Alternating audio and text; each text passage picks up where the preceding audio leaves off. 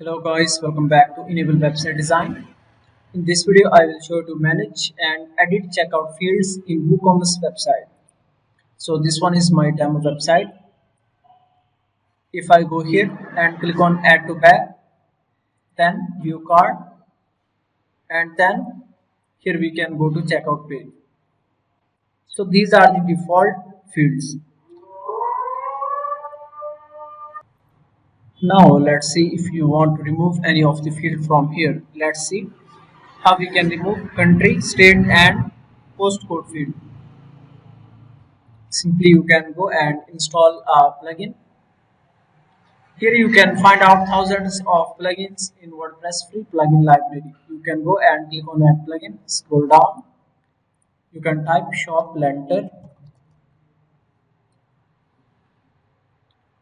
and after that here you can see I already installed this plugin. You can go back to the plugin settings, and here you can find out different elements and modules. Go to modules, then scroll down, and here you can find out checkout field manager. You can click here on settings, then you can modify billing field, shipping field, additional field. So this one is the billing field. Let's see how we can change this one. If I scroll down,